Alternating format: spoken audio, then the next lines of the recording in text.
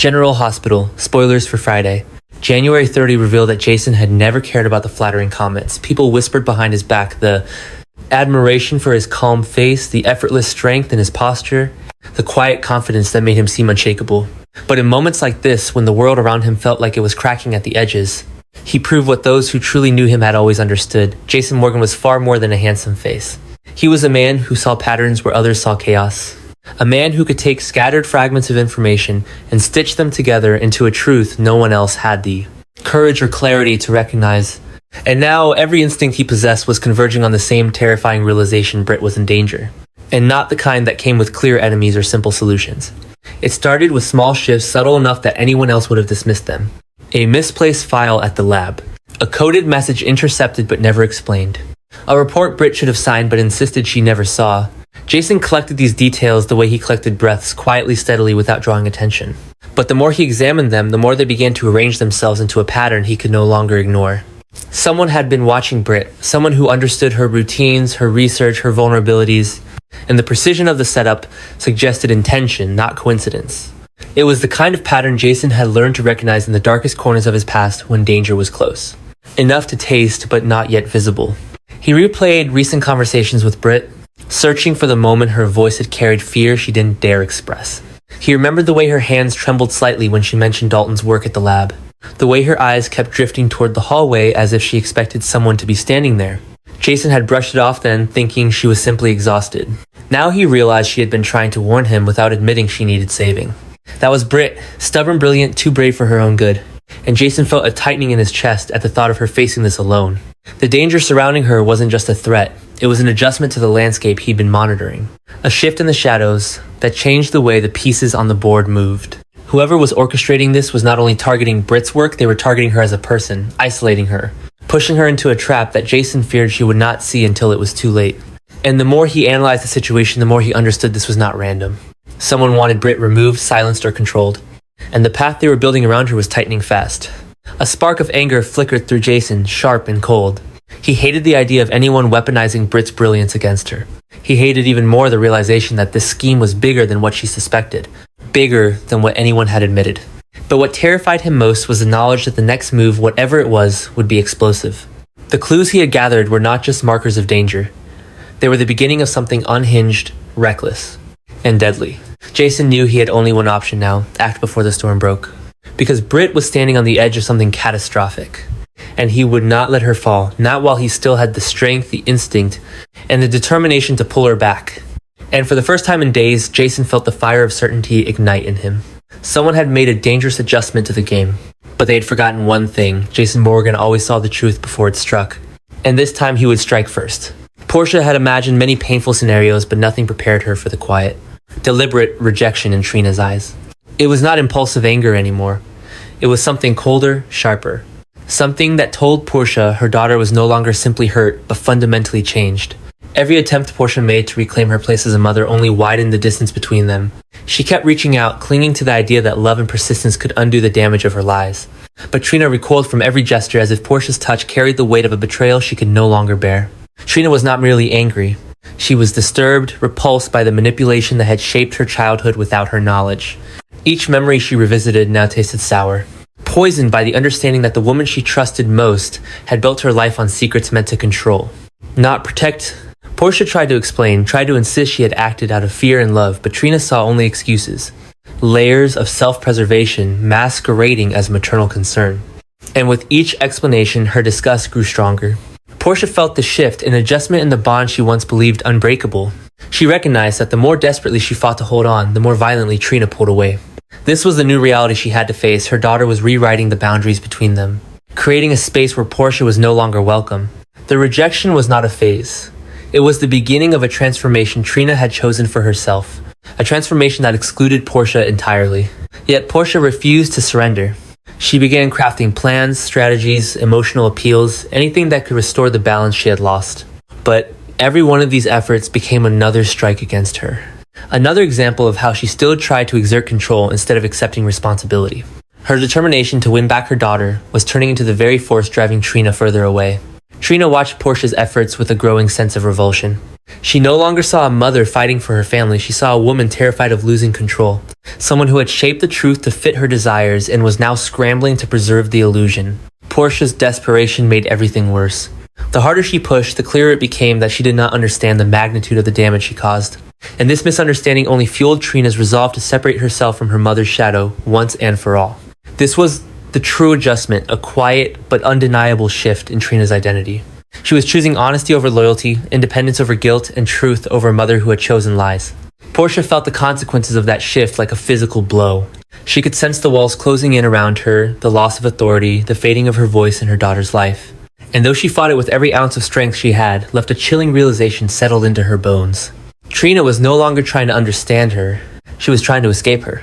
Carly had faced chaos before, but the desperation in Valentine's eyes unsettled even her. The storm outside was violent, but the turmoil building between them felt far more dangerous. Charlotte's disappearance had erased the distance that usually existed between their worlds. For the first time, Carly understood that Valentine wasn't simply worried he was unraveling, and that unraveling forced her to make a decision she had never expected to consider. She was about to offer him something that could change everything. Her plan wasn't fully shaped yet, but Carly could feel the urgency pressing against her ribs. Charlotte's movements, her emotional instability, her sudden absence. None of it fit into the patterns adults believed they understood. Carly had seen fear in parents before, but what she sensed now was something deeper. Something that hinted at a shift beneath the surface. Valentine wasn't just searching for a missing daughter. He was searching for control, for reassurance, for a version of himself that hadn't already begun to fracture under pressure. And Carly understood that if they didn't act with precision now, they would lose their chance to recover Charlotte before the storm swallowed the trail completely. That was why Carly's offer mattered. It wasn't about goodwill or obligation, it was about acknowledging that a new adjustment had already taken place. The landscape of the search had changed. Charlotte was not simply hiding, she was moving with intention, driven by something neither of them fully understood yet. Carly's instincts told her that Valentine's usual tactics would fail. His fear would ruin his clarity. And Charlotte needed clarity, someone who could read between the lines. Someone who understood how children acted when cornered by emotions too large for them to explain. Carly realized that she was that person.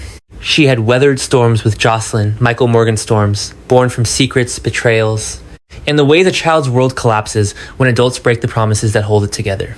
She recognized the pattern in Charlotte's behavior, the brewing tension behind her disappearance. And she knew that offering Valentine her insight, her connections, and her ability to see past the noise might be the only path forward. Valentine sensed the shift before Carly said a word. He watched her with a mixture of hope and suspicion, as if bracing for yet another loss. The pressure of the moment reshaped him, stripping away the elegance and arrogance he usually wore like armor. What stood before Carly now was a father whose world was shrinking by the minute. And that vulnerability allowed Carly to speak freely in a way she never had with him before.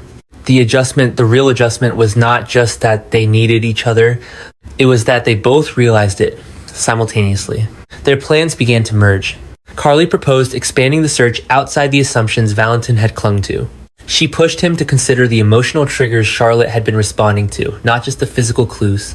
Valentine resisted at first, uncomfortable with the idea that logic was no longer enough. But as Carly outlined the possibilities, he felt the truth settle over him like a lead weight. Charlotte wasn't running from danger, she was running towards something. And that revelation changed their entire strategy. The search was no longer a rescue mission, it was a race against the psychological spiral Charlotte had entered.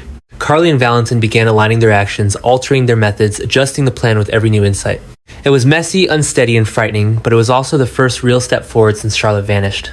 And deep down, Carly knew one thing for certain. This alliance, fragile, unexpected, necessary, was only the beginning of the changes coming their way. Rocco had always believed that determination could fix anything. If someone was lost, you kept searching. If someone was hurting, you stood beside them. It was simple, steady logic, something he relied on when the world around him felt too unpredictable. But the night Charlotte vanished, that logic began to collapse in his hands. He had searched the Quartermain property twice, following footprints that faded into the snow and echoes of voices that weren't really there. He had checked the stables, the old tool shed, even the frozen path leading toward the woods. And each time he returned empty-handed. Something inside him tightened, until it felt like his chest might crack under the pressure. It wasn't just that Charlotte was missing. It was the way her absence felt personal, like a door closing that he hadn't even realized he'd been trying to open. Rocco had never admitted it to anyone, not to Lulu, not to Dante. Not even to himself, but Charlotte mattered to him in a way that confused him. She was unpredictable, sometimes frightening, often difficult to understand. Yet there was a part of him that always hoped he could be someone she trusted when her world became too heavy. Now, watching the storm erase every trace of her, he felt that hope collapsing into something sharp and painful. The house around him buzzed with frantic adults, search calls, frantic whispers, the kind of fear that spread like electricity. But Rocco felt strangely separate from all of it. He was too young to be included in the decisions, too old to be comforted like a child. All he could do was replay the image of Charlotte walking away bundled against the cold. Her face determined in a way he didn't understand then, but feared now. He wondered if she had left because she didn't want to be found. And the thought tore through him with a force he wasn't prepared for. This was the adjustment, subtle but devastating. Rocco realized he was not a hero in Charlotte's story. He wasn't even a consideration. She had made her choice without him, stepped into danger without asking for anyone's help. It made him feel small, breakable, like someone who had overestimated his place in another person's life. The disappointment churned into something deeper, a quiet kind of heartbreak. The kind that doesn't announce itself with tears but settles heavily under the skin. As the adults' search expanded, Rocco slipped to the edge of the porch, staring at the ever-falling snow. He imagined Charlotte out there somewhere alone, but determined chasing something he couldn't see. He wondered what she wanted badly enough to disappear for. He wondered why she never told him. And for the first time, he understood that wanting to save someone did not mean they wanted to be saved by you. This realization reshaped him. It forced him to confront the limits of his loyalty, the silence of unspoken feelings, and the fragile truth that connection can shatter without warning. Charlotte's disappearance wasn't just a crisis. It was the moment Rocco began to see the world the way adults did, full of choices that hurt, truths that arrive too late, and people who walk away even when you're running toward them. And as the wind swept past him, Rocco whispered a promise to himself not to find Charlotte, but to grow strong enough that one day, if she turned back, he would be someone worth returning to.